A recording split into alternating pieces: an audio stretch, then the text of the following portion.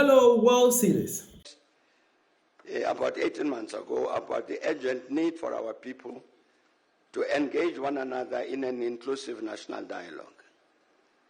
I'm certain that it is a matter of common cause among us here this evening that our country is in the grip of a debilitating general crisis. And that general crisis relates to all major elements of our national life, including our politics, our economy, the social sector, safety and security, international relations, and so on. The critical matter here is not to repeat our complaints.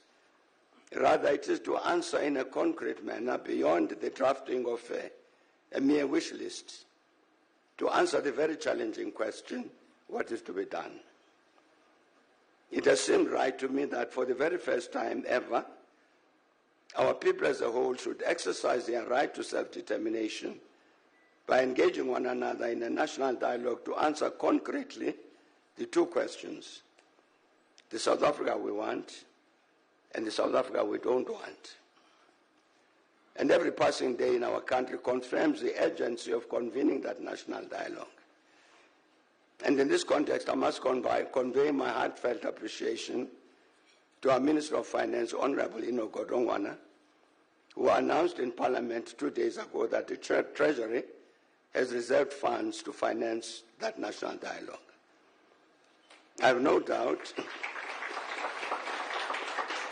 that this university, UNISA, the biggest in our country, must join hands with the other universities, the TVET colleges and the science councils to assess what role they will play in the forthcoming national dialogue.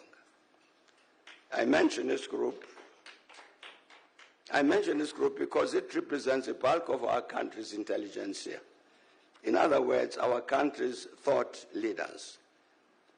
To imagine the South Africa we want will demand original thinking, including what is often referred to as thinking outside the box.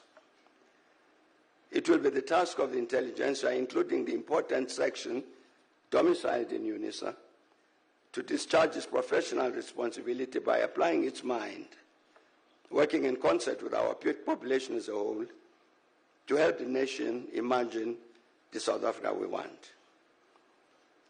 In this regard, I'd like to believe that as it engages in the national dialogue, the intelligentsia in UNISA will draw inspiration and strength from the example that has been set by our collective of Calabash Award winners, including those that we celebrate this evening. Okay, so it was shared and said by the SABC News saying UNISA Chancellor Thabo Mbeki says the country is in the grip of a debilitating general crisis affecting politics and economy, international relations, and the social sector, among others. He's also emphasized the importance of holding an inclusive national dialogue.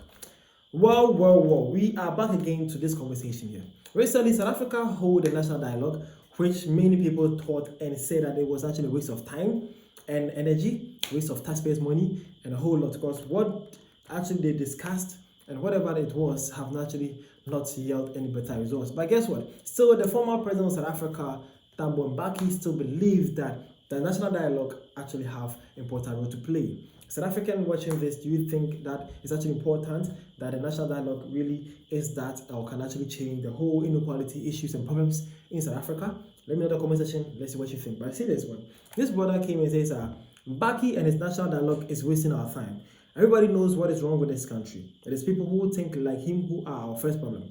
All we need is a government that can address our problems without feeding us promises. It all starts with small things like arresting corrupt political or public servants and criminals. You don't need a national dialogue to do this.